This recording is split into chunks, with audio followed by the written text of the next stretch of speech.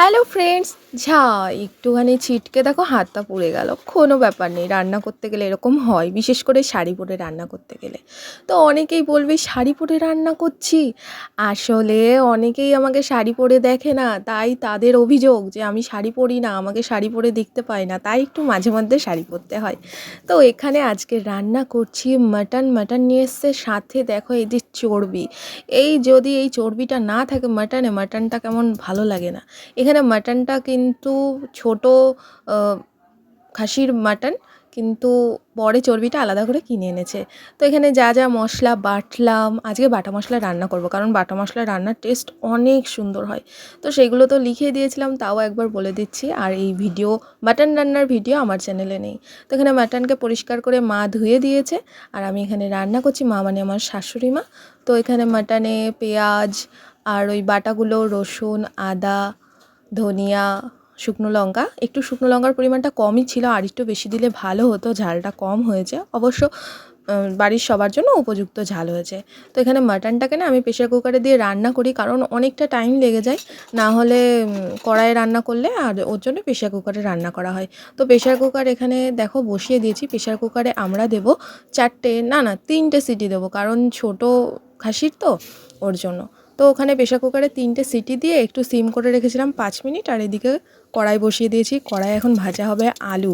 কড়াইয়ে তেল দিয়ে নিয়ে এখানে জিরে, তেজপাতা, শুকনো লঙ্কা ফোড়ন দিয়ে লবণ হলুদ মাখানো আলুগুলো দেখো ভেজে নিচ্ছি। মাংস কম হলেও আলুর পরিমাণটা কিন্তু বেশি থাকবেই। মাংস কম নয়, অ্যাকচুয়ালি আলুটা আমরা খুব খাই, মানে 2 পিস করে আলু তো একবারে খেয়ে নেব। তো এখানে দেখো লাল লাল করে আলুটা ভাজা হয়ে গেছে। এবার তেলটা আমার দরকার, মানে আলুটাকে ফাঁকা করে নিয়ে এই পেঁয়াজটাকে দিয়ে দিলাম। আলুর সাথে পেঁয়াজ দিলে হতো, কিন্তু তোমার পুড়ে যেত। আর ওখানে ওই দেখো চর্বি ছিল, চর্বিটা কিছুটা রেখে দিয়েছি অন্য কিছু বানাবো বলে, আর এখানে কিছুটা দিয়ে দিয়েছি। আর ওই মশলাগুলো করে রেখেছিলাম, ওইগুলোকে দেখো একটু একটু বাঁচিয়ে রেখেছিলাম আলুতে দেওয়ার জন্য, কষানোর জন্য। আর এই দেখো এখন খোলা হবে প্রেশার কুকার। আমার তো দেখেই মনে হচ্ছে কি হবে না হবে, আগে জায়গাটাকে পরিষ্কার করে নিই, নাহলে ভিডিও ভালো হবে না। তো সবাই বলো শাড়ি পরে আমাকে কেমন লাগছে। তবে আমি বলবো শাড়ি পরে, আমরা যারা শাড়ি পরি না, রান্না করতে কিন্তু প্রচণ্ড অসুবিধা। কোনো সময় পেটে এসে লাগছে, কোনো সময় হাতে লাগছে, কী যে হচ্ছে মনে থাকছে না। তো নাইটি পরা অভ্যাস থাকে, যা কিছু চিট করে সমস্ত কিছু নাইটিতে চলে আসে। আর সবথেকে বড় কথা, আর এই গরমকালে শাড়ি পরা, যে গরম হাওয়া চলছে, লু পুরো একদম শেষ। আর এই যে দেওয়ার সময় ছিটকে একদম পুরো গায়ে চলে আসলো। তো এখানে কি হয়েছে বলো তো, এখানে খুব ধীরে সুস্থে করার চেষ্টা করছি না, শাড়ি পরে আছি ভয় লাগছে, দিয়ে আমার শাশুড়ি মাকে বলছি, মা এই যে বলছে তুমি শাড়ি পরে আছো না, ওর জন্য তোমার ভয় লাগছে। তো আমার বাড়ির থেকে কোনো ব্যাপার নেই, সমস্ত কিছুই পরতে দেয়, মাঝে মধ্যে আমি ওস্তাদি মারি, একটু শাড়ি টাড়ি পরি, ভাল লাগে। তো এই দেখো এখানে দিয়ে দিচ্ছি জিরে বাটাটা সবার লাস্টে দিকে দেওয়ার চেষ্টা করি, মা শিখিয়েছে। তো এখানে ভাজা করে নিচ্ছি মাংসটাকে, বেশ ভালো ভাজা করেছি। আর এখানে হালকা হালকা গ্রেভি, মানে ওই মশলাটা। এবার দেবো ঝোলের জল খুব বেশি পরিমাণ দেবো না, আবার মোটামুটি ঝোলও থাকবে, কারণ মাটন হলে আর কোনো কিছু তো মানুষের লাগে না, বিশেষ করে আমাদের মতন ফ্যামিলিদের।